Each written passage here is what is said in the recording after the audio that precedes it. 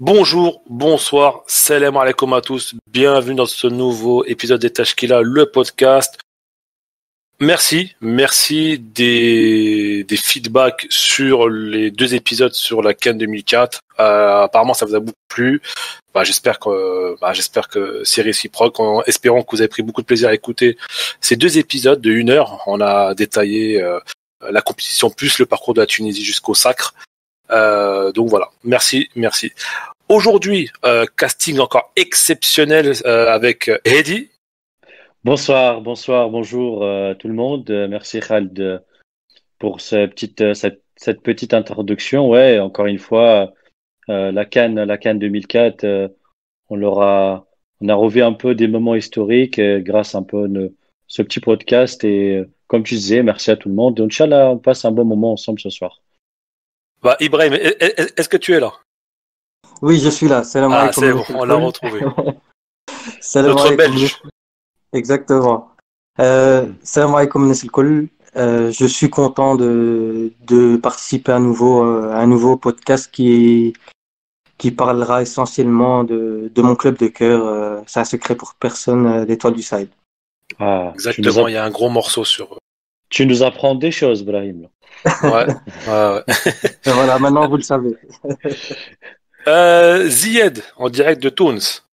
Bonsoir les amis, bonsoir à tous. Je suis très heureux de vous retrouver à nouveau et je remercie tous les auditeurs qui ont laissé des feedbacks, qui ont retweeté, qui ont partagé le podcast spécial CAN 2004. Ça fait énormément plaisir de voir tous ces petits mots qui nous vont directement au cœur. D'ailleurs, Zied, vas-y. Attends, juste une petite question. T'as arrosé Nakhla Filman? Oui. On va en parler de ça après. On va en parler de ça. Ouais, en plus d'ailleurs, en parlant du podcast de la CAN 2004, on a fait un sondage sur Twitter sur le prochain sujet. Et je crois que, dis-moi si je me trompe, les gens ont vraiment envie qu'on parle de la CAN 96 en Afrique du Sud. Exactement. De toute façon, c'était prévu. À un moment ou à l'autre, c'était prévu. Et je dirais malheureusement pour Zied qui voulait parler les gars. de la CAN 2019. Mais les gens, ils veulent. On en parlera de la CAN 2019. De la campagne d'un autre grand entraîneur. D'ailleurs, au passage, Kasper Jacques. De Roger Lemaire, que nous souhaite un joyeux anniversaire. Ouais, bon anniversaire. À notre général Roger Lemaire. Et 96, c'est plus pour Henri Kasper Jacques, un autre grand nom du football tunisien aussi. C'est vrai. Et notre Ortiz national, Sofiane. Bonsoir ou bonjour, tout dépend de l'heure à laquelle vous écoutez ce podcast et je vais rejoindre être sur la même lignée que vous tous concernant le podcast de la partie 2 sur la CAN 2004. Vraiment, ça fait chaud au cœur d'avoir tant de retours positifs et ça nous pousse à innover et à continuer à travailler. Voilà, merci beaucoup à tous. Merci Sofiane. Écoutez, sans plus attendre, on commence le podcast immédiatement avec un gros morceau. L'étoile sportive du Sahel. On va parler de différents sujets autour de ce grand club de Tunisie. Le changement de stratégie, le lancement de beaucoup de jeunes. Il y a aussi beaucoup de joueurs qui sont partis. On avait parlé dans l'un des premiers podcasts, on avait dit qu'il y avait 8 joueurs qui devaient quitter le club. Zuberbey, on avait parlé dans les différents médias. Et les noms qui circulent pour reprendre l'équipe première dans le poste d'entraîneur. Je donne tout de suite la parole à Ibrahim. À toi. Donc, après l'élimination en Champions League, Rida Sharfeddin a décidé d'effectuer quelques changements au niveau du bureau directeur, parmi lesquels surtout le plus grand changement, c'est l'arrivée de Chokri Lamiri à la place de Mehdi Lajimi au poste de président de la section football. Et donc la nouvelle stratégie prônée par le nouveau bureau directeur est de se débarrasser des gros salaires, mais aussi de compter sur les jeunes joueurs issus du centre de formation. Tu peux nous dire les joueurs qui ont quitté officiellement l'Étoile? Donc les joueurs qui ont quitté officiellement l'Étoile, ils sont au nombre de 5. Il s'agit de Meher El-Haneshi. Qui a signé au CSS d'ailleurs, Brahim, non? Voilà, qui est de retour à Sfax. À Sfax pour un an et et un joli projet de reconversion derrière. C'est pas Exactement. mal, hein. C'est pas mal pour lui, hein. Voilà. Aussi, Ammar Jmel, le très controversé Ammar Jmel, Ah ouais, ah euh, ouais. Mohamed El Methnani, Ali Brigui et le grand Yassine Chekhaoui qui quitte l'étoile au plus grand malheur des fans de beau football. Ouais, c'est vrai, c'est vrai, c'est vrai. Un grand joueur et un grand bonhomme. Après, Brahim, pas juste peut-être pour préciser un peu plus, est-ce que c'est un départ pour parce que leur contrat il s'arrête? C'est bien ça, on est bien d'accord. Voilà, exactement. Officiellement, ce sont les 5 joueurs qui quittent l'étoile parce qu'ils arrivent à la fin de leur contrat. Maintenant, il y a aussi un autre groupe de 8 joueurs qui ont été placés sur la liste des joueurs transférables, donc que l'étoile ne veut pas conserver. Il s'agit de Hamza Lahmar, Omar Konaté, Bilal Mejri, Haj Hassan, le gardien Alaïdine Ayoub, Ahmed Raddawi, Ashraf Karir et Makrem Lebdiri. Ça fait du Donc, beau monde quand même, hein. exactement. Konaté, C'est Konaté, énorme. il a pas été réintégré? Voilà, Ah, justement, ils n'ont toujours pas trouvé d'accord avec Konaté pour résilier son contrat à l'amiable parce qu'il a vraiment un gros salaire et pour l'instant, donc la décision a été de le réintégrer en attendant de trouver une solution, peut-être un prêt ou un transfert définitif vers un autre club, mais pour l'instant, il n'a pas reçu d'offre. je vais juste dire une chose. Après, peut-être que Ziad ou Sofiane ils pourront enchaîner. Ibrahim, j'ai vu un peu les images ou les photos publiées par la page officielle de l'Étoile aujourd'hui, et on voyait bien que Hamza Lahmar, Haj Hassan, c'est ça, ou Achraf Fikri, ils étaient bien présents à l'entraînement. Et Exactement. je pense que cette idée de ce qu'on appelle le loft, hein, enfin j'ai vu ça à l'époque avec Marcelo Bielsa à Marseille, Au LOSC au aussi, LOSC aussi, ouais, en qui fait, a causé le départ de Slity aussi, n'oublions pas ça, oui, qui était dans le loft voilà. aussi. Donc, en Exactement. gros, le loft, en fait, et l'étoile, ils voulaient faire ça, mais euh, malheureusement, je pense qu'ils ont dans une situation de, pas dans une situation de force, on va dire, parce que finalement, c'est des joueurs qui sont encore sous contrat, et comme ils ont beaucoup d'impayés, ben, l'étoile, ils veulent pas se mettre encore en problème avec les histoires déjà de Zerdoum et Koulibaly, enfin, qui devront beaucoup d'argent. Donc, ils ont fait marche arrière. Ils vont les intégrer avec l'entraînement de l'équipe première, en attendant, comme tu disais, de trouver une solution à ces joueurs. Exactement. Donc, oui, c'était prévu qu'il réintègre les entraînements à partir du 15 juin. Donc, il y avait un premier groupe qui avait repris le 8 juin. Donc, un groupe composé de 36 joueurs, 18 joueurs de l'effectif senior et 18 joueurs qui viennent directement de l'équipe Espoir. Ok. Ouais. Et, Ziad, vas-y, Ibrahim. Termine et après Ziad, tu enchaînes.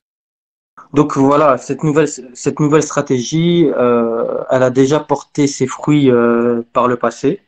Donc on pense notamment à la génération de Belbouli, Chikhaoui, Chermiti, Mohamed Ali Nafra, Majid Traoui, Radouane El Felh et Ammar Ajmal, qui a remporté pas moins de 4 titres entre 2006 et 2008. Donc la Coupe de la CAF, le championnat, le Bouto, la Tunisia, donc la Champions League et la Super Coupe d'Afrique. Et aussi pour la génération de Emin Ben Amour, Bourataz, Hamza Lahmar, pour ne citer que. Euh, on peut ajouter aussi Ramil Bedoui. Et c'est une génération qui a aussi remporté 4 titres entre 2014 et 2016. 2 coupes de Tunisie, donc une en 2014 et une en 2015. La Coupe de la CAF en 2015 et le championnat de Tunisie pour la saison 2015-2016. C'est joli palmarès quand même, hein. Exactement. Et tout porte à croire que la génération actuelle, donc la génération des joueurs qui vont intégrer l'équipe première, tout porte à croire que ça peut aussi réussir parce que cette génération qui a été entraînée par Iqbal Rouatbi a fini 2 fois championne de la catégorie élite. Donc pour la saison 2017-2018, la saison 2018-2019 et en plus pour la saison 2018-2019, cette génération a fini avec 20 victoires sur 21 matchs et un match nul, donc et 0 défaite. Et elle a même laissé l'équipe qui a été classée deuxième à 19 points d'écart. C'est une excellente performance quand même. Exactement, et voilà, c'est une génération qui est assez talentueuse. On a déjà vu quelques éléments qui ont fait leurs apparitions avec l'équipe première. On pense à Haj Mahmoud, à Harabi, à Fresh Kermani. Et le petit protégé de notre ami Sofiane, Aziz Fallah, non? Exactement, Aziz Fallah qui vient d'intégrer l'équipe première. C'est un jeune qui a brillé dernièrement durant Al-Cas Cup pour les moins de 17 ans, avec une belle victoire de l'Étoile contre le Bayern notamment. Et donc les dirigeants de l'Étoile se sont empressés de le signer, surtout après le départ de Moataz Saddam en Lettonie. Donc l'Étoile ne voulait pas perdre de nouveau une nouvelle pépite et a décidé d'intégrer Aziz Fallah à l'équipe professionnelle. On en parlera tout à l'heure. C'est un jeune qui a intégré l'Étoile à 13 ans en provenance de l'avenir sportif de Gebes. Parfait. Zied. Alors, bon, pour moi, de toute façon, l'Étoile n'a pas 36 000 choix à faire. C'est une très bonne stratégie à adapter. Il est temps que l'Étoile retrouve son centre de formation parce que ça fait quelques années, ça fait un peu plus de 4-5 ans à peu près, si je me trompe pas, que plus de 4 à 5 joueurs dans l'effectif formés à l'Étoile, bien sûr, à l'effectif de l'Étoile du Sahel. Donc, je reviens sur ce qu'a dit Brahim sur la génération dorée de l'Étoile, celle de début des années 2000, et on voit clairement que ils ont cueilli les fruits de leur centre de formation. Après, je trouve que l'Étoile, franchement, c'est le meilleur centre de formation en Tunisie, disons parmi les meilleurs, mais je suis certain que c'est le premier en Tunisie.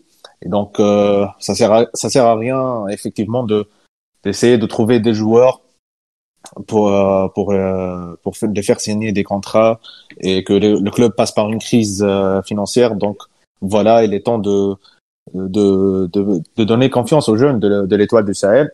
Ouais, après, d'avoir un nouveau cycle, quoi. Exactement, un nouveau cycle, un nouveau souffle. Ils ont envie de gagner, ces jeunes-là. Ils ont envie d'écrire l'histoire du club.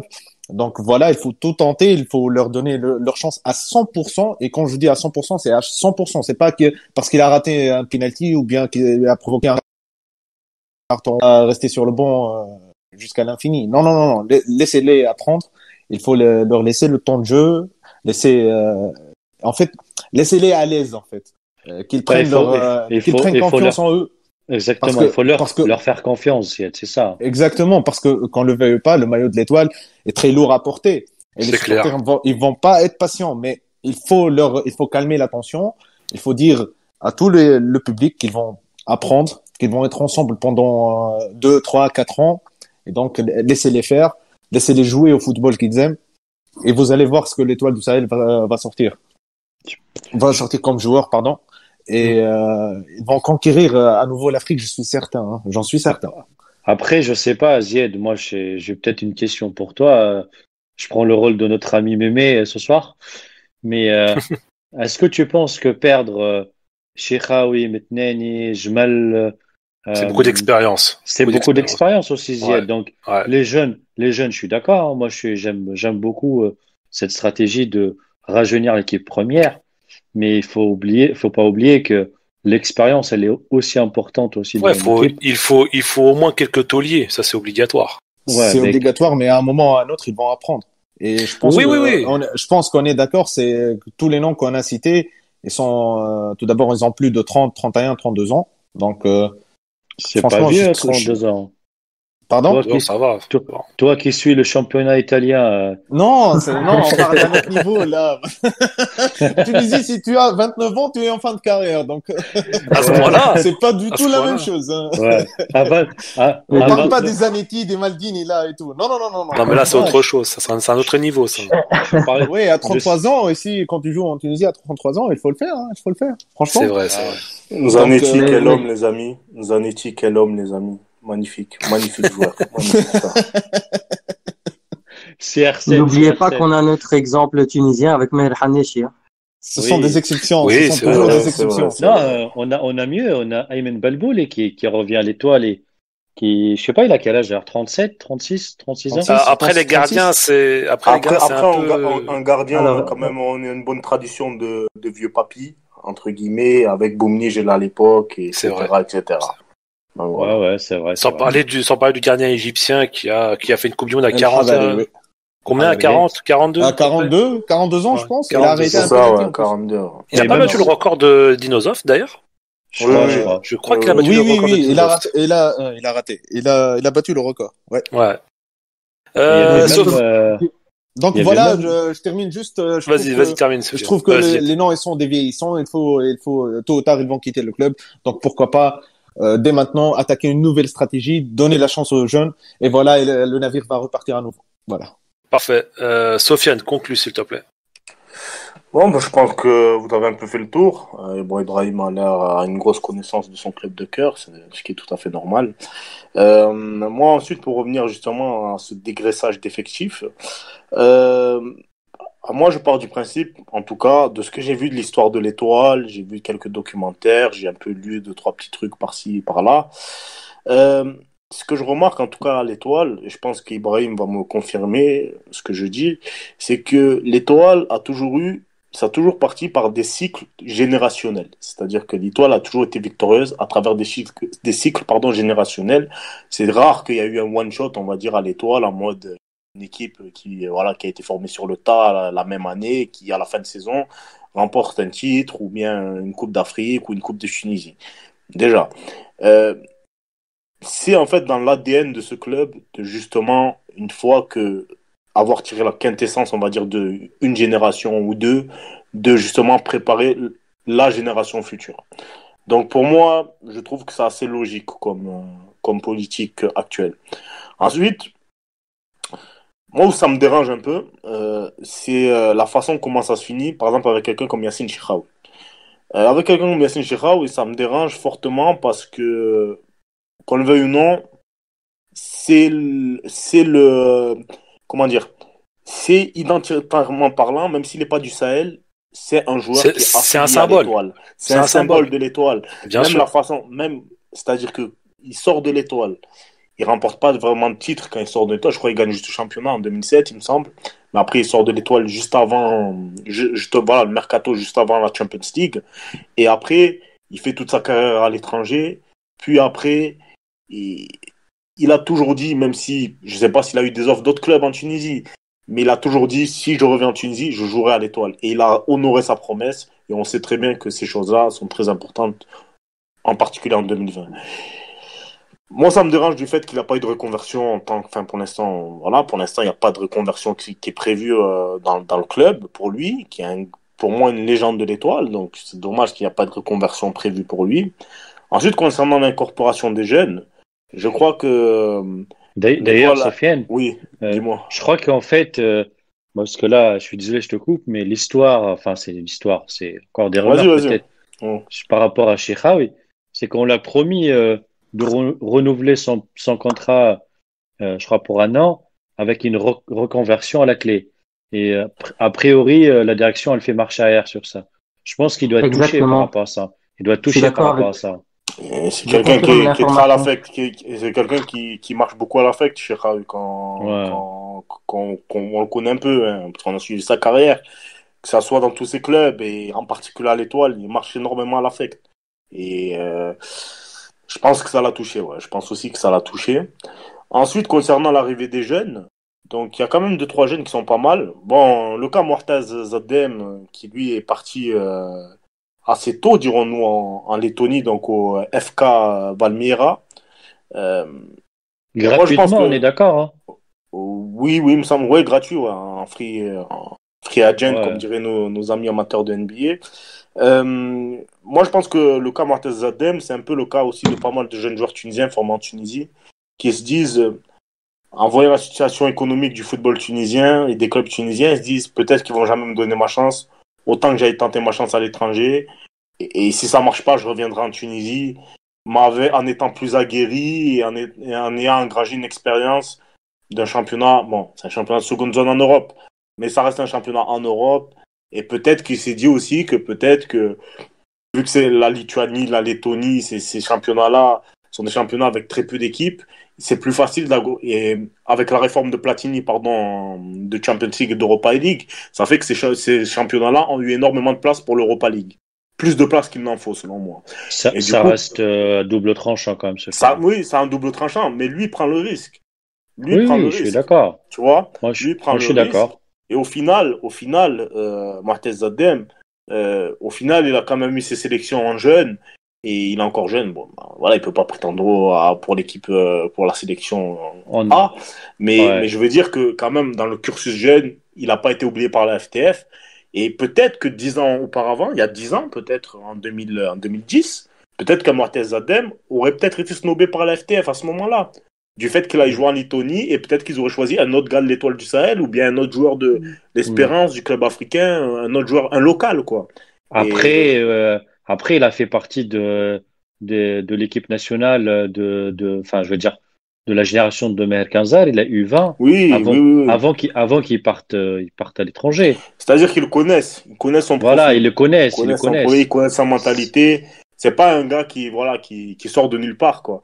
Et Ouais. après, concernant les jeunes de l'Étoile, là, donc moi, j'avais remarqué, j'avais déjà parlé avec Ibrahim en off lors du match Club africain Étoile Sportif du Sahel, donc le match aller à Hamamsous, qui avait lieu au stade de Hamamsous. Il y avait un joueur qui m'avait tapé dans l'œil, c'était Mohamed Haj Mahmoud. Je sais pas si tu te rappelles, Ibrahim. On en Ouais, avait le parlé. protégé de notre ami Karim Zegrit. Voilà, Ah oui. exactement. Exactement. On en avait parlé vite fait et j'avais trouvé lui et Labid du côté du club africain. C'était vraiment les deux jeunes qui nous avaient tapé dans l'œil. Et j'espère vraiment, je vais suivre avec attention son développement parce qu'il m'a l'air très très prometteur. Après, on parle aussi du jeune Ryan Azouz aussi qui a l'air pas mal aussi avec l'étoile. Et après, il y a un jeune Camerounais aussi, Jacques Mbe aussi qui est justement du centre de formation de l'Étoile, qui semble avoir un potentiel intéressant en tant que milieu défensif. Un poste qui manque cruellement en Tunisie. Et aussi, on peut citer aussi Loïc Ben Hassine, aussi, voilà, mais qui est un ailier, lui.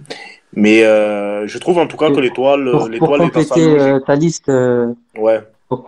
Sofiane, il y a deux joueurs étrangers aussi qui font partie du centre de formation et qui sont très talentueux. On pense au Libi Dagou et Mhm. Ali Souma, un jeune du Niger. Ouais, Deux très bons éléments aussi j'ai son nom sous les yeux, là. voilà, Un deux demi, jeunes, 20 ans. exactement, deux jeunes qui font parler beaucoup d'eux aussi Et, et qui ont laissé de très bonnes impressions pendant les entraînements. et juste pour revenir justement à ça au centre de formation de l'Étoile, c'est juste pour signaler que au jour d'aujourd'hui, l'Étoile est un centre de formation qui s'ouvre vers tout le reste du continent. On a cité des Libyens, on a cité des Camerounais, on a cité un Nigérien, pardon. Ouais. Donc ça montre en tout cas une certaine ouverture, une certaine volonté aussi que la formation de l'Étoile essaye de se développer. Et ok, ils n'ont pas aussi des moyens, on va dire, en termes de centre de formation et d'infrastructure, comme on peut l'avoir dans d'autres clubs africains comme El les Emelec, Primero d'Agosto, le Raja Le Raja, ouais. Ou le Wydad, voilà. Mais en tout cas, il y a cette volonté-là de prendre des joueurs un peu partout en Afrique pour les amener vers l'équipe première Non, mais et So- pour justement les développer pour justement mettre en place une bonne génération. Voilà. Sofiane, pour aller un peu plus dans ton sens, je lisais récemment que Oui. l'Étoile de Sahel, le centre de formation, ils ont signé des partenariats pour, entre guillemets, digitaliser un peu plus leur centre Hum. avec, on travaillait sur le big data, donc ils vont essayer de tracer un peu les performances de leurs jeunes depuis leur jeune âge, justement. Oui. Et tu vois qu'il y a y a une volonté de la part de la direction de l'Étoile du Sahel d'investir sur le centre de formation et de se dire que finalement la stratégie, je pense que Brahim nous donnera quelques chiffres sur la masse salariale du club, aujourd'hui elle paye plus, même si moi je suis d'accord que des joueurs comme Yassine Chikha ou Ammar Jmal, voire Hamza Lahma, c'est des joueurs qui ont quand même leur place dans le cœur des supporters de l'Étoile. Mais aujourd'hui, en termes de salaire, Non, en mais termes de charge, ça pèse oui, beaucoup. Ça pèse exactement, exactement. énormément. Et Et, comme j'en reviens au début de mon propos, c'est que, voilà, comme j'ai dit lors des précédents podcasts, il y a eu une génération qui a gagné, comme a énuméré tous les palmarès qu'ont gagné cette génération de l'Étoile. Ça y est, je pense qu'ils ont tiré la quintessence de ce groupe-là. Ce groupe a gagné des titres, a fait chavirer le cœur de tous les Sahéliens.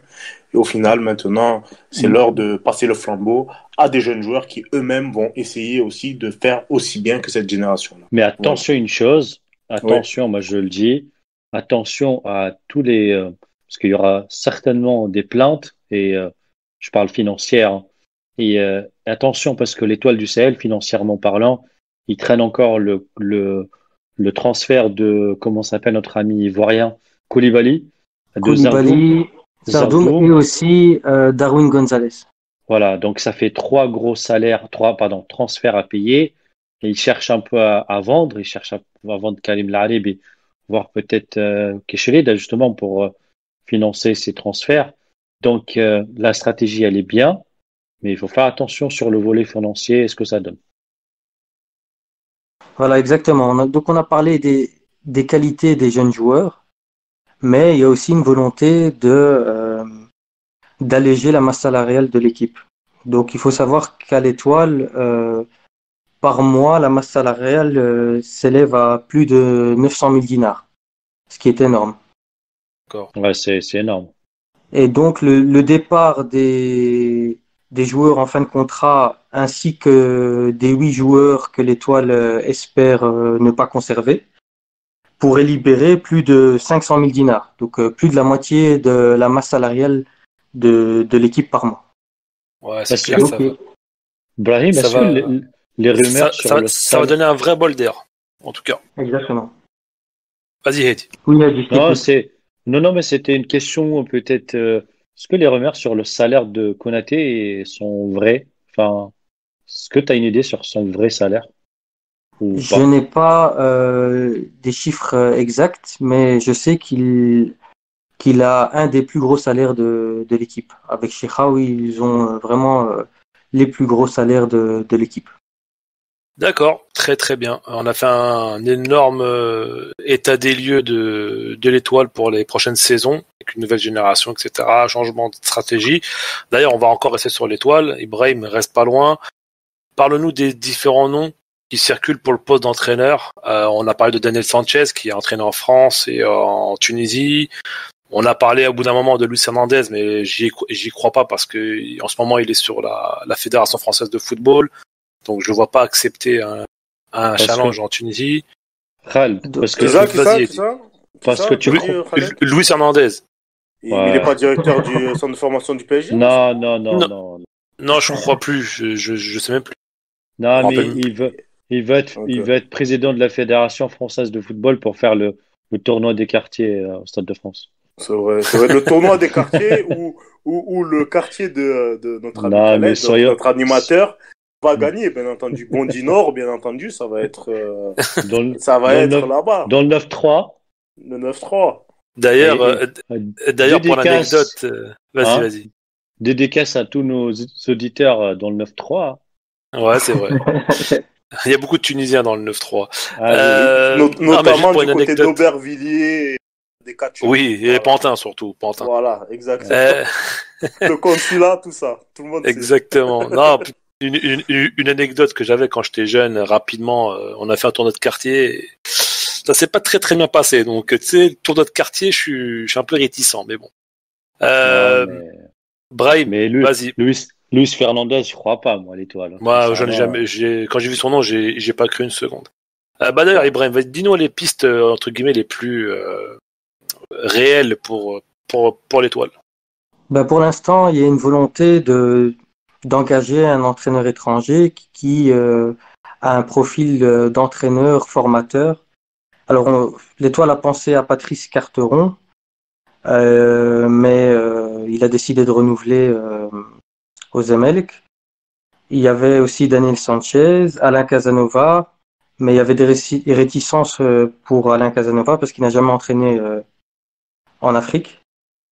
Et l'Étoile aussi. Casanova, l'ex-entraîneur de Toulouse, le club Exactement. phare de notre ami Sofiane. Le S'il club de cœur. vient, mais s'il vient à l'Étoile, moi Ligue je 2 donne même pas direct. 2 mois. Moi je donne même pas 2 mois. Il va vite partir. Tu vois, tu vous rappelez de José Anigo quand il est venu à l'Espérance? Ben, ça va être exactement pareil, mais à l'Étoile cette fois. Ça va Mais être exactement pareil. Zied, il a entraîné l'Espérance, José Anigo.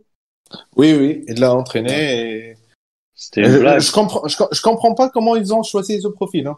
Franchement, franchement. Ouais, tu m'étonnes. Donc, Pardon? donc, Ouais, Brahim, vas-y, Brahim. Ah, c'est bon, c'est bon. donc ces entraîneurs ont été scoutés. L'Étoile a aussi pensé à Johan Nouvel, qui était le directeur du centre de formation du Havre. Donc, quand on parle Très du très centre de bon centre de formation du formation, Le Havre. exactement, voilà, on Oui, pense à oui. Mandanda, à Riyad Mahrez. Et justement, Johan Nouvel, il est actuellement entraîneur des U19 de l'académie de Mohamed VI au Maroc. D'accord, Mais ok. après avoir pris connaissance des problèmes financiers de l'Étoile, l'entraîneur a décidé de ne pas donner suite. Ça va être un vrai challenge, ça, Ibrahim, hein, de trouver un entraîneur qui accepte la situation économique et administrative Exactement. de l'Étoile. Il Hein. y a pas que Exactement. lui, Brahim, à ma connaissance. Hein. Il y a notre aussi, un ex-champion d'Afrique 2004, tunisien, franco-tunisien, qui Le scoop. a, ouais, c'est ça, enfin, le scoop, qui a, qui a décliné, enfin, qui Un a certain privilégié, Mehdi. ouais, peut-être, qui a privilégié, voilà, l'Espagne et les clubs espagnols, euh, en attendant peut-être, mais pas l'Étoile, en tout cas, pas l'Étoile, il n'a pas donné suite. Ouais. Mais en tout cas, Johan Nouvel avait été contacté plutôt pour un poste de directeur du centre de formation de l'Étoile. Mais ce que je peux vous dire pour l'instant, c'est qu'il n'y a pas vraiment de piste chaude. Pour l'instant, Neufelsbill tient la corde et l'Étoile a même engagé son adjoint, qui est Chokri Issa, qui faisait partie aussi du staff de Roger Lemaire en 2006.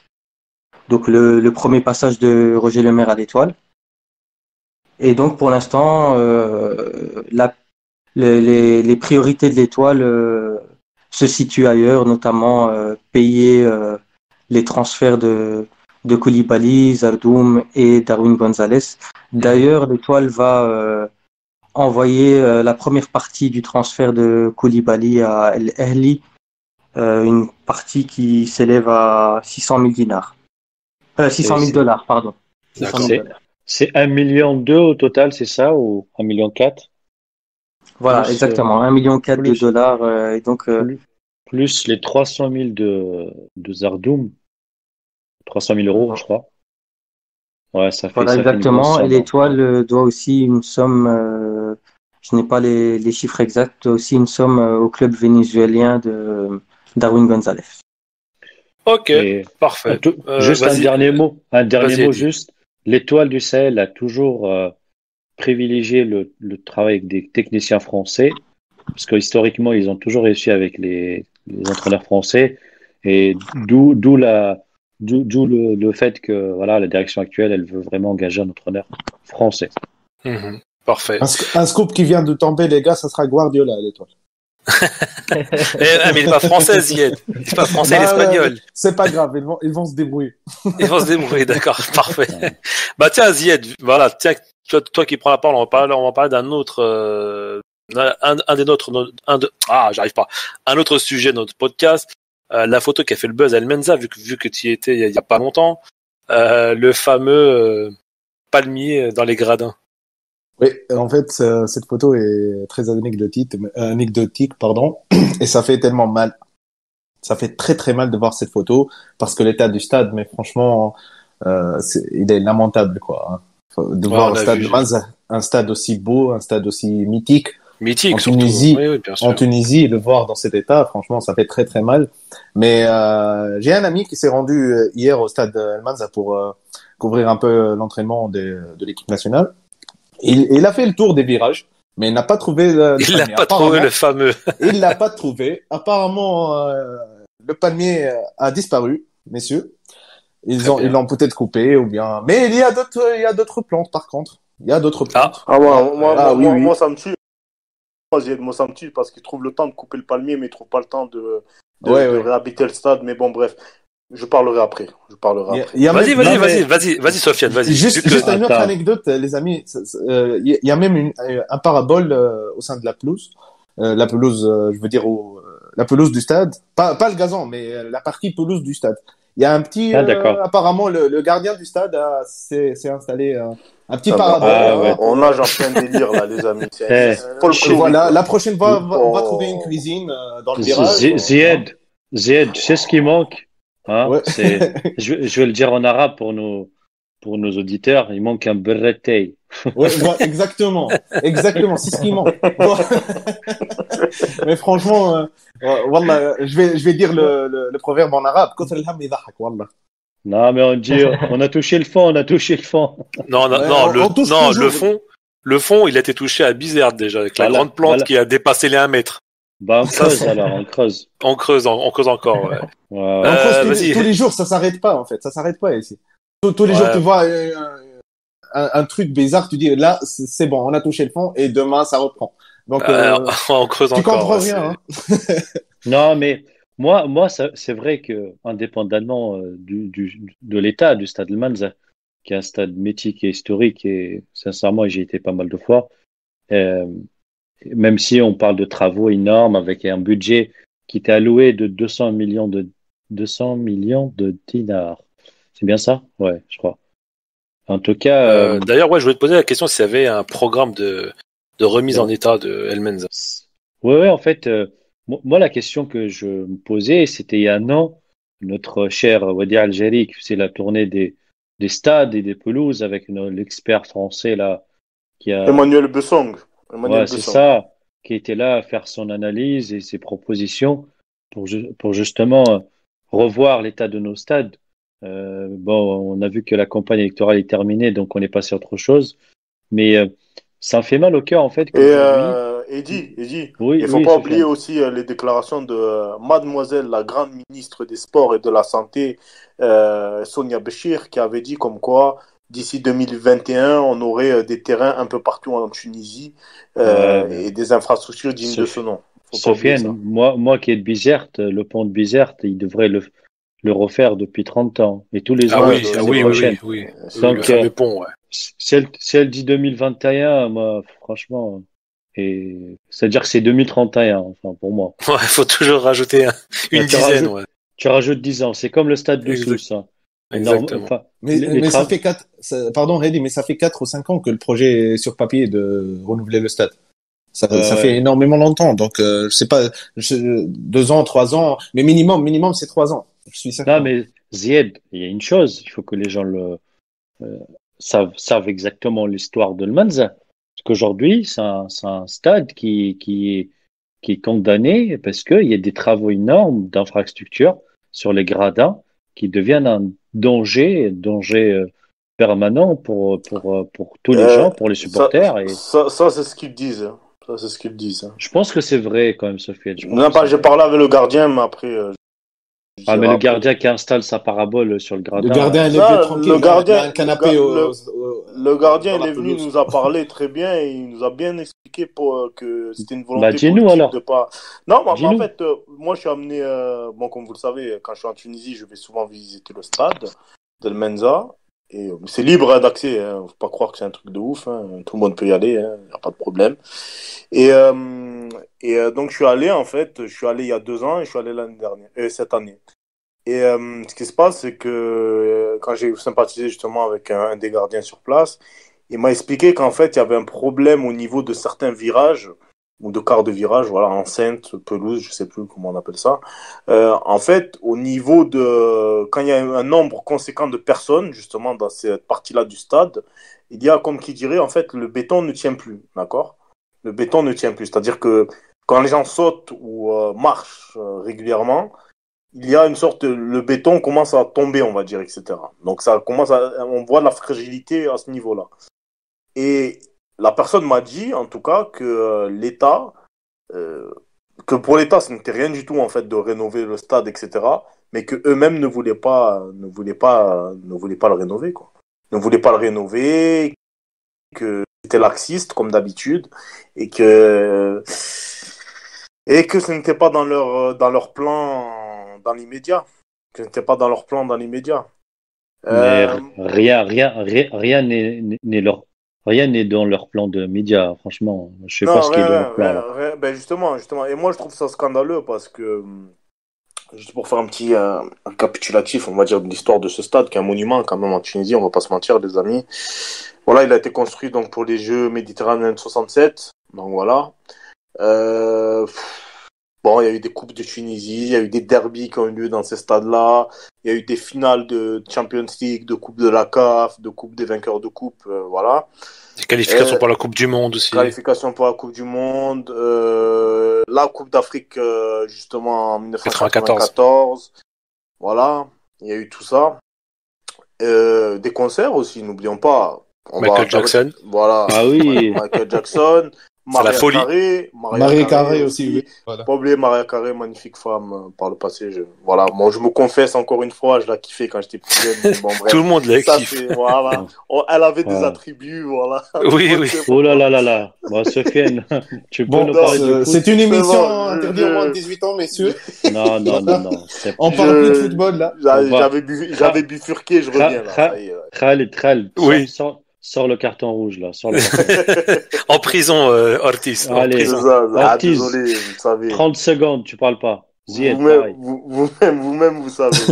Ouais, Brahim. Non, mais allez, très rapidement, parce qu'on a encore d'autres thèmes, les amis. Donc, voilà. Je voulais juste, s'il vous plaît, je voulais juste corriger l'info de Reddy. À mes dernières informations, ça coûterait la rénovation du stade, ça coûterait 40 milliards. 40 milliards Tunsi. 12 millions d'euros à peu près. 12 millions d'euros à peu près, oui, voilà. À mes dernières informations. Non, mais moi, j'ai avancé le chiffre de 200 000 parce que c'est ce qui va coûter en vrai. D'accord, ok. Ouais. Mais donc, merci, du coup, merci voilà, Zied. c'est quand même, pour revenir au stade, c'est quand même. En tout cas, moi, quand je rentre dans le stade, la première fois que je suis rentré, j'étais assez ému. Je vais pas vous mentir. Quand on rentre sur la pelouse de ce stade et on repense à tout ce qui s'est passé, toute cette histoire contemporaine du pays, cette histoire sportive qu'il y a eu, ça a fait quand même, je pense que Zied confirmera, ça fait quelque chose au cœur.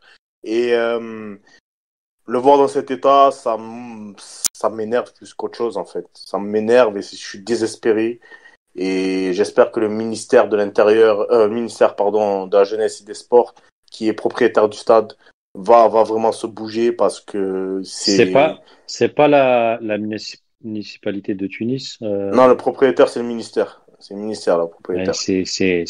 Ouais, et l'administration, et regarde, hein, pour te dire où c'est un peu plus complexe, l'administration, c'est le CNS.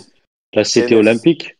Voilà, la Cité nationale des sports. Voilà, exact. Ouais, donc c'est eux qui sont administrateurs en fait des stades.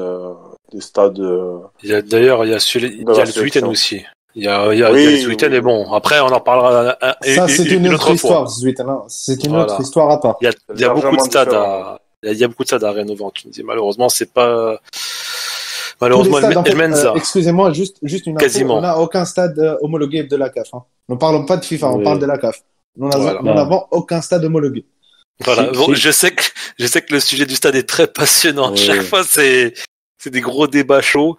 On va conclure là-dessus. Voilà. On arrête là-dessus. On passe tout de suite au prochain thème. On parlait pas des transferts, pardon, transferts c'est à la fin. Des expats avec Montassar Talbi qui a fait un très bon match contre Galatasaray, qui ont gagné 2-0, très très bien, très belle performance. Skiri et tous les autres Tunisiens comme Ben Atira, etc. avec Kashrou. Heidi, je pense que tu as vu la plupart des matchs. Je te laisse ta parole sur les expats. Disons que j'ai vendu un peu la mèche pour Montassar Talbi dimanche dernier et qui a joué contre Galatasaray. C'était le match de reprise en Turquie, donc en Super League turque. Sachant qu'à la veille, il y avait le match aussi de Kashim Passa Sport, le club de notre duo tunisien, Yassine Meriah et Oussama Haddadi, qui a gagné à Malatya Sport, c'est ça? Exactement, ouais. L'ancien club de Chalali. C'est ça, de Charlel. Et du coup, Kassim Passa sort un peu de la zone rouge avec une très bonne note de Yassine Meriah. Et sincèrement, je suis content pour lui parce que il a cherché quand même relancer sa carrière rapidement en Europe. Turquie, ça reste un bon C'est niveau. un bon championnat. C'est un bon championnat. C'est un bon championnat. Ils s'éclatent avec Haddadi. On voit un peu leur, euh, leur retour, on va dire, à travers les réseaux sociaux. Et tant mieux pour eux, ils s'éclatent bien à Istanbul. Et pour revenir un peu à Montassar Talbi, c'est quand même un joueur qui est jeune. C'est un joueur qui est parti en Turquie il y a 2 ans, qui est parti de très loin, qui a cravaché, qui a travaillé dur, qui n'était pas titulaire l'année dernière. Il a commencé à jouer cette année. Il est monté en puissance doucement. Et on a vu un peu pour ce match de reprise face à un gros morceau qui est quand même Galatasaray et un grand attaquant qui est Falcao, le Colombien. Il a fait son match, il était présent dans le duel, comme d'habitude. En tout cas, personnellement, c'est sa tranquillité qui m'a impressionné. oui, on est bien d'accord, Khaled, hein. Il est serein dans ses oui, beaucoup de sérénité. Et de maturité par rapport à son âge, Oui. je trouve. Hein. Oui, c'est vrai. En tout cas, après, ce que j'aime pas, je suis désolé, entre parenthèses, c'est soit le côté hypocrite, donc les gens qui ont craché sur lui quand il est parti de l'Espérance de Tunis et aujourd'hui, il parle plus de la forme. Oui. Ah, il y en a Vous beaucoup avez vu les qui, messages, hein. ah bah moi Les j'ai tous tweets, ceux qui les ouais. messages sur En Insta fait, et tout. il faut dans la vie, il faut rester cohérent. Donc voilà, c'est pour ça que moi je dis toujours, je suis à côté des joueurs. Parce que s'il fait un choix, il doit l'assumer jusqu'au bout. Donc tant mieux pour Montassar, c'est un petit jeune c'est qui vrai. est voilà. Et la deuxième chose, c'est faut pas s'enflammer non plus. Donc voilà, il a fait C'est juste vrai. un match, C'est vrai. c'est un match de reprise. Il faut aller doucement avec lui. Il a encore des choses à prouver. Mais ça, c'est une belle performance quand même, Heidi. C'est Oui, match de reprise, plus Écoute, tu barbes Galatasaray qui tu prives, ouais, tu mais prives le titre ouais, de champion. Moi, je pense Ouais, Brahim. moi, je pense qu'il reste justement sur la lancée de ses prestations depuis le début de la saison. On sent qu'il a franchi un cap et comme le disait Khaled et Heidi, sa tranquillité, ses interventions très calmes et aussi ses relances sont ses atouts et on sent que cette saison il a franchi un nouveau cap. En tout cas, on sait que la hiérarchie en équipe nationale C'est en ce que défense, je voulais en venir c'est sur ça, Ibrahim. voilà, c'est Dylan Brown et Et Meriah, Meriah, ouais. mais on sent que Talbi et Skander Labidi vont aussi peut-être bousculer cette hiérarchie. Donc, Sans oublier Jasser Khmiri aussi, qui est quand même, je trouve, bon, il est en MLS, c'est un calendrier un peu différent, mais je suis désolé. il a fait des choses quand même. Il a fait des petits matchs intéressants quand même. Je pense qu'il doit confirmer tout le bien qu'on pense de lui. Oui, c'est le début. Voilà. C'est le début. Voilà. Je suis désolé, Sofiane, je suis pas d'accord avec toi. C'est-à-dire. Ah, mais allez, Khaled, lance un duel là. Allez, go. Non, mais Okay. je suis désolé avec dis-moi. Mais dis-moi, qu'est-ce qu'il a prouvé? Qu'est-ce qu'il a fait? Mais attends. Qu'est-ce qu'il a prouvé? Moi, sincèrement, je veux pas être méchant. J'aime pas être méchant avec les gens, mais pour l'instant, j'ai rien vu, moi. J'ai rien vu. Il fait un match. Attends. Il fait quand même. Il a fait quand même des bons débuts. Je dis bien des bons débuts. Il faut pas s'enflammer. Il a fait des bons débuts donc avec Vancouver Whitecaps en MLS.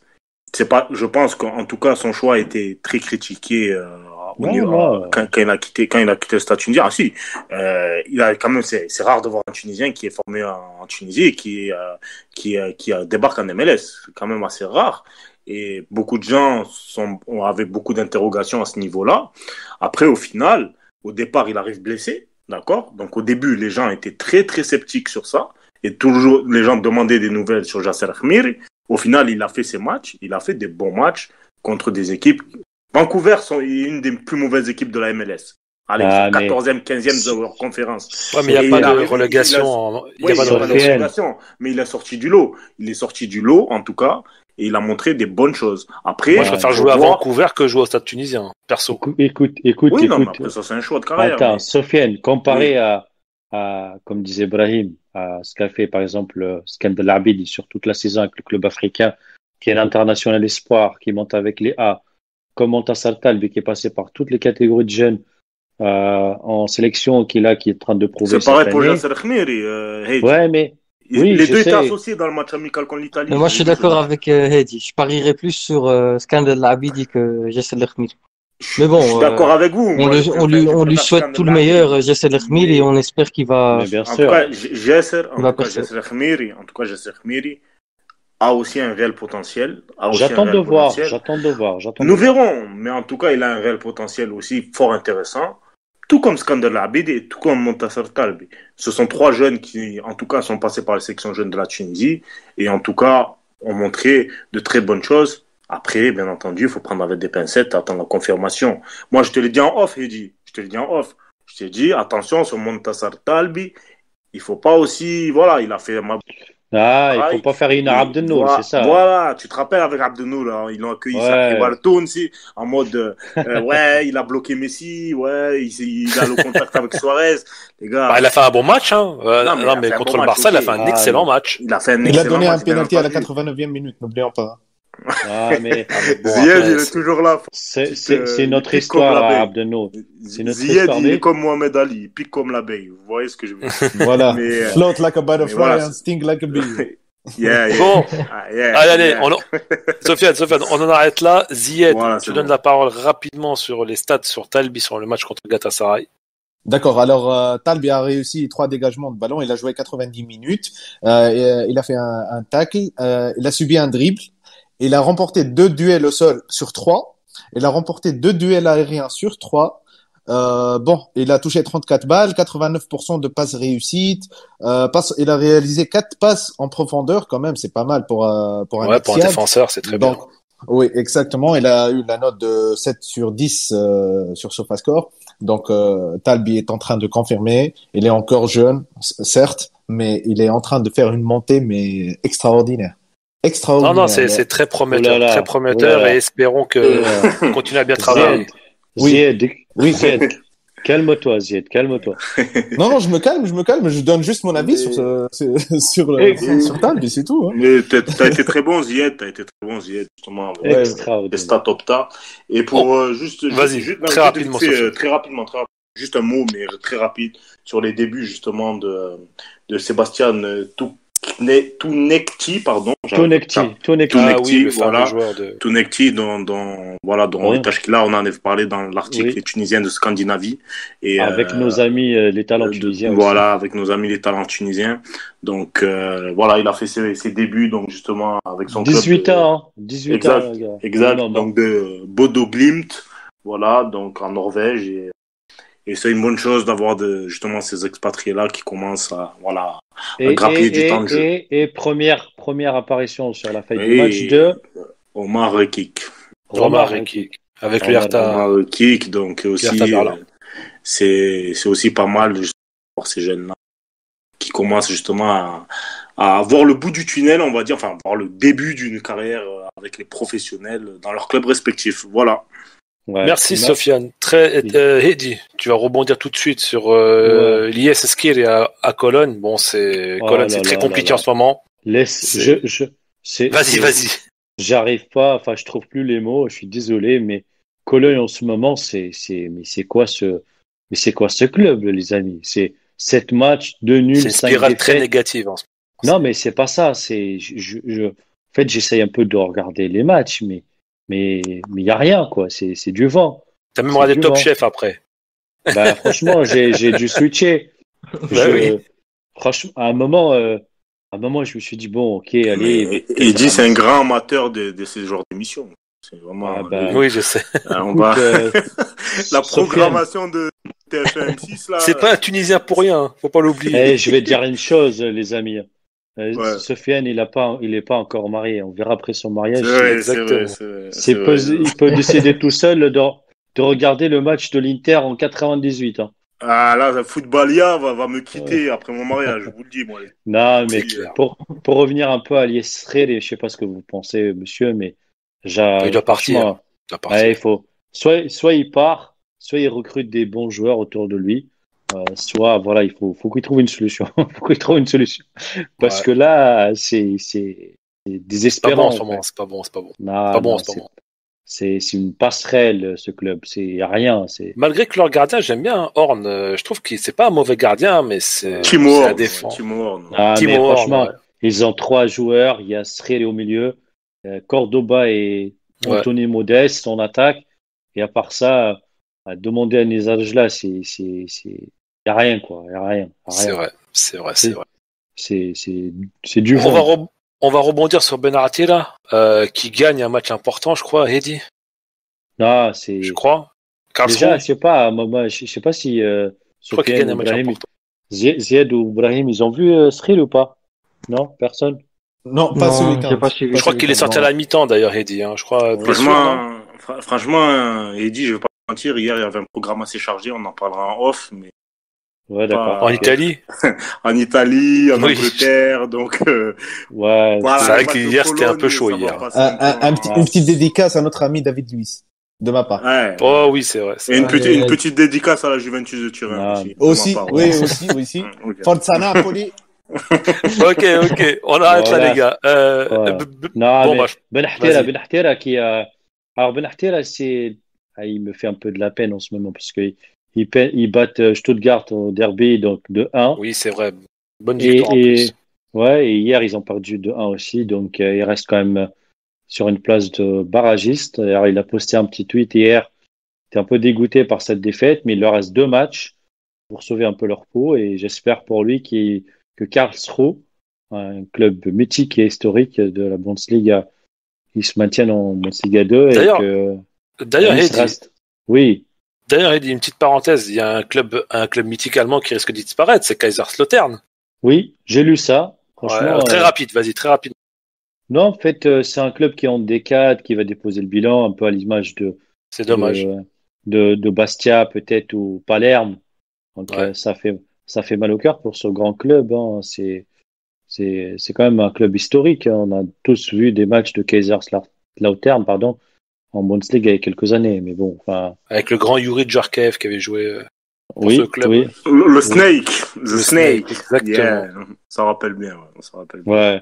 Attendez, peut-être que notre ami Zied Opta, il a quelque chose pour nous là. Bon, je voulais juste revenir sur Anis Benahtira. Il a joué 74 minutes lors du dernier match.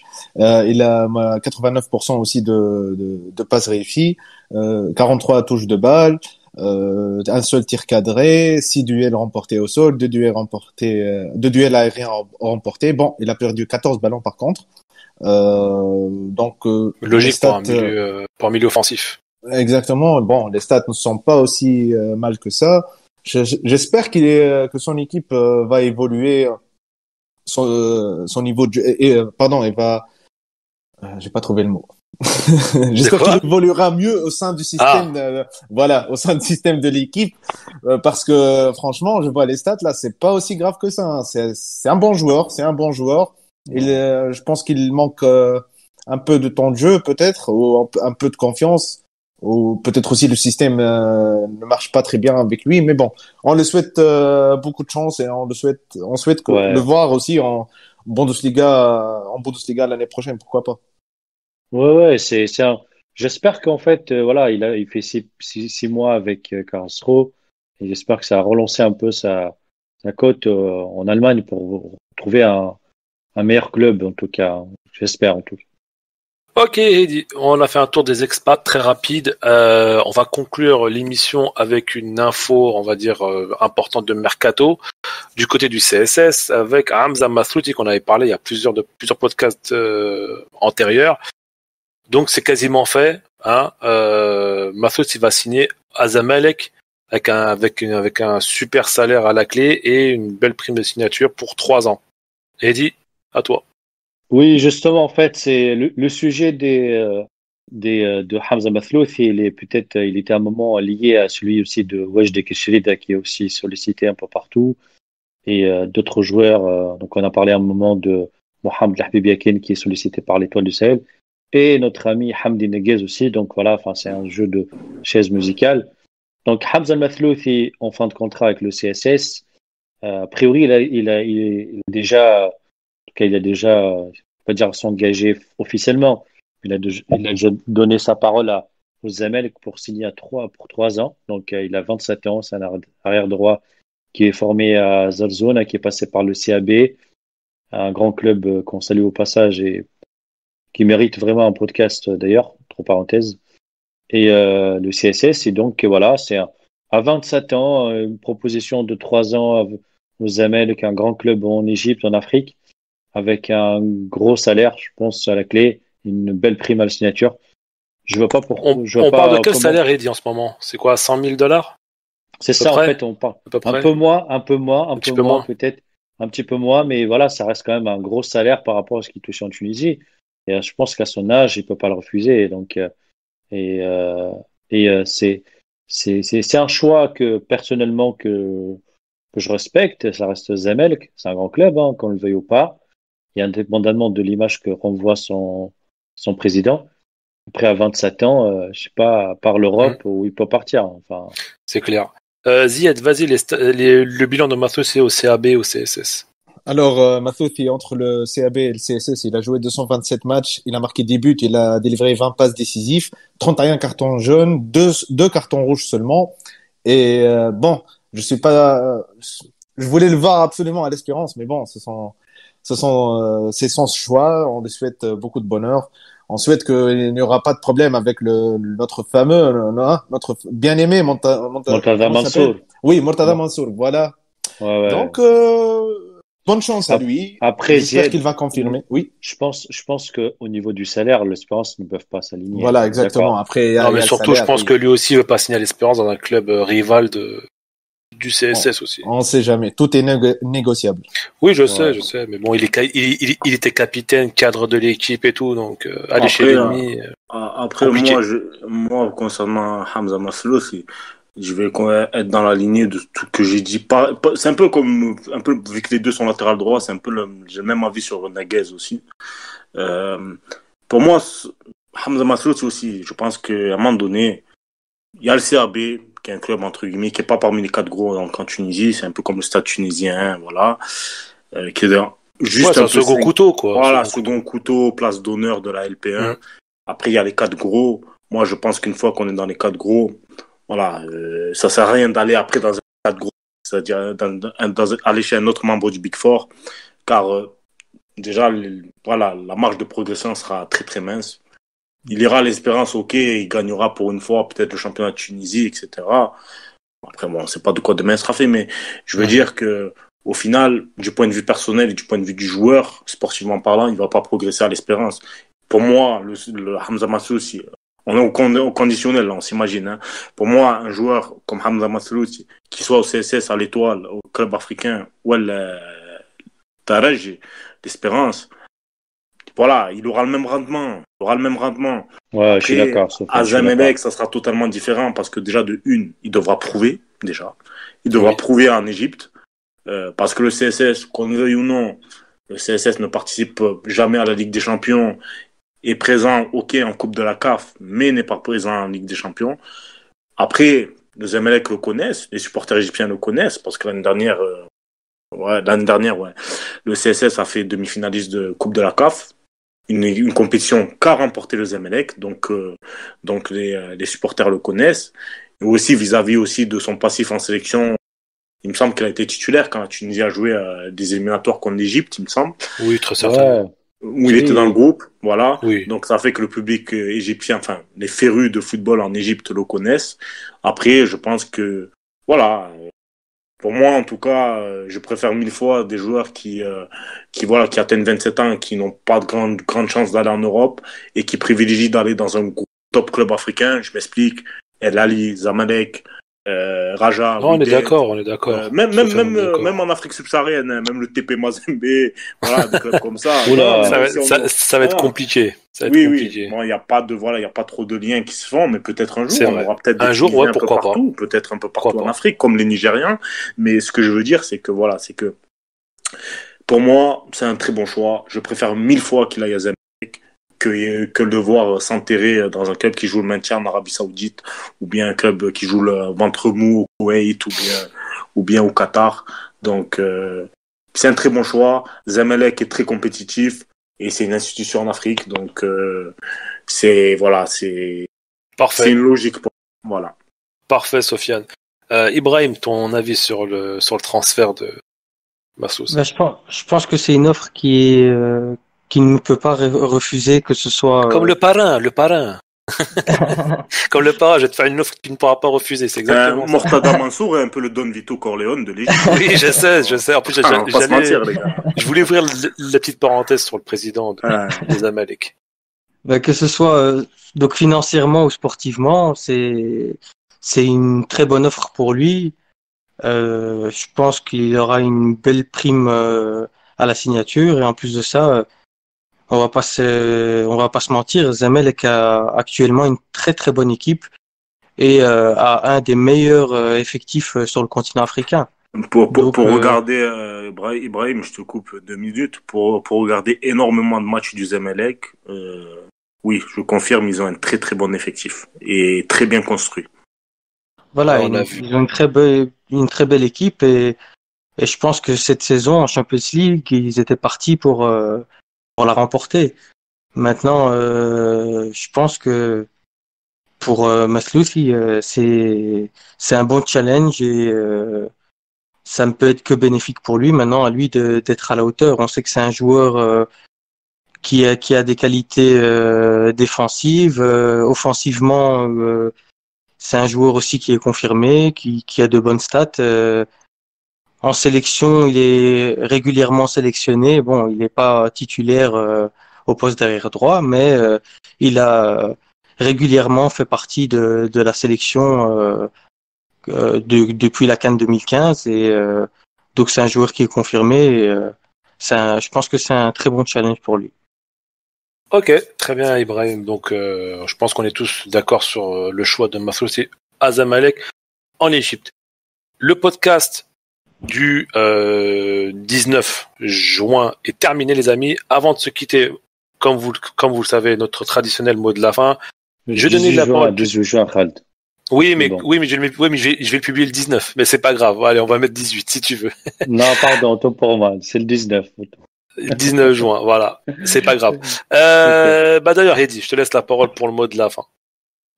Alors, pour le mot de la fin et ma minute un peu libre, on va dire, moi j'ai choisi de parler d'une joueuse de handball tunisien. Voilà, en fait, vous savez tous que le handball tunisien et le handball féminin en particulier, on a toujours eu des grandes joueuses comme Raja Toumi, comme Mona Chabah. Récemment, ça s'appelle le Glaoui qui était élu meilleur pivot en Ligue des Champions d'Europe. Euh, la jeune arrière droite internationale Amal Hamrouni, fille d'un très grand joueur de football tunisien, fille Une de légende. Rayed, une légende de Rayed El Hamrouni, qui a signé dans un club de national Issu de en Gabès. France. Issu de Ouais. Gabès. De La Roche. Oui, voilà, dédicace à tous nos auditeurs à Gebs et Exactement. en particulier notre ami Anis. Et Exactement. ouais, et donc elle a signé à La Roche-sur-Yon Vendée. C'est un club de national qui est ambitieux, qui essaye de jouer les premiers rôles pour remonter en D2. Donc voilà, enfin je suis content pour elle. Je la félicite pour ce choix. C'est peut-être un nouveau cap pour elle et j'espère qu'elle ira loin. En tout cas, c'est une joueuse qui vient de fêter ses 25 ans et Dieu sait combien le handball tunisien et particulier, pardon, le handball féminin a toujours honoré le drapeau tunisien. Donc bravo Amel et bonne continuation à toi. J'espère te voir dans un grand club en Europe. Très bien, Hedi. Ibrahim, ton mot de la fin. Ben moi, j'ai choisi de parler de Aziz Felh. C'est la jeune pépite du centre de formation de l'Étoile. Il vient d'intégrer le groupe pro à 18 ans et donc comme je l'ai dit tout à l'heure, c'est un joueur qui a été très bon lors du tournoi Alcas Cup des moins de 17 ans. Et c'est un numéro 10 très très technique, qui a une très bonne vista. Maintenant, on sait que la transition espoir senior, c'est l'examen le plus difficile pour un jeune joueur. Ben, j'espère qu'il va réussir à passer ce cap et à prouver tout le bien qu'on pense de lui. Parfait, Ibrahim. Sofiane. Bon, moi, je vais aller encore du côté de l'Amérique du Sud, donc qui est pour le continent du football avec l'Afrique et l'Europe, bien entendu, le vieux continent. Donc, pour moi, je vais aller en Amérique du Sud, toujours et du côté de l'Argentine, aussi d'un côté de la capitale d'Argentine, donc Buenos Aires. Et je vais parler du coach Marcelo Gallardo et saluer, on va dire, Gallardo. j'ai le muñeco, Ouais. Gallardo, et saluer, on va dire, la tactique de cet homme qui a quand même vraiment fait une révolution tactique du côté de River Plate. Il y a un très beau article de Lucarno Posé, justement, parlant justement de la tactique de Marcelo Gallardo, donc en pressing assez haut, avec un jeu porté vers l'offensive. Lui-même se dit héritier de Bielsa, bien entendu, et de plein d'autres coachs, Voilà. justement. Zied, ferme les oreilles, là. Ouais. Voilà, Et, bipez-moi sur mon téléphone quand vous terminez. et donc, Boca Junior. exact. Et donc, je vous amène tous à regarder justement sur Footballia. Désolé pour mes amis Khaled et Zied, mais la finale, déjà les deux finales de Copa Libertadores 2018 et aussi les demi-finales de Copa Libertadores contre Boca. Donc les 4 matchs contre Boca de Copa Libertadores 2019. C'était un récital tactique. On s'est rattrapé avec voilà. avec le titre de champion d'Argentine. Seul titre qui manque à Marcelo Gallardo, c'est le titre de champion Superliga, donc le championnat d'Argentine. C'est le seul titre qui manque. L'année prochaine, River le gagnera. De toute façon, on a 6 Ligues des Champions, donc on a 6 Libertadores, donc c'est incomparable encore. Moi, voilà. tu sais, ça va vite Stop les frères, stop. Zied, tiens, vu que tu parles. Alors, sur le Maracana. je rejoins Sofiane en Amérique latine, bien sûr, et je voulais juste faire un petit clin d'œil au stade le plus mythique sur cette planète, au tempo de football, comme on dit au Brésil, le Maracana, qui vient de fêter ses 70 ans. Le Maracana, c'est Garrincha, c'est Pelé, c'est Socrates, c'est Zico, c'est Ronaldo, Rivellino, tout ces stars du pays du samba qui ont foulé cette pelouse mythique du stade. Des frissons, 70 ans. Maravilloso. Des frissons. Maravilloso, c'est. Et voilà, donc si vous vous rendez un jour à Rio, il faut faire le pèlerinage du Maracana. C'est obligatoire, messieurs. Il faut absolument voir cette ambiance au stade, ce stade mythique, mais j'ai des frissons moi aussi. J'ai eu la chance d'y assister à un match, mais je vous invite un jour, si vous irez à Rio, la première chose à faire, c'est d'aller au Maracana. Voilà. Eh ben c'est parfait. Bah, en tout cas, ça nous donne envie d'aller un jour à Rio. Pour moi, mon mot de la fin, c'est le transfert de notre ami Tanguy Kouassi, un jeune du PSG, vu que je suis supporter du PSG ardemment. Petit coup de gueule sur les influences de son agent qui a fait monter les enchères, etc.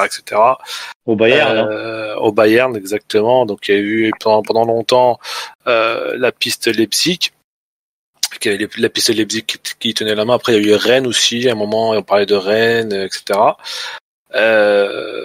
Donc, le voir signer au Bayern gratuitement, je trouve ça un petit peu dommage pour le joueur, surtout. Bon, pour le club, c'était un bon jeune, c'était pas un crack non plus. Il faisait bien le boulot, il était très performant, pas de soucis, mais bon, c'était pas.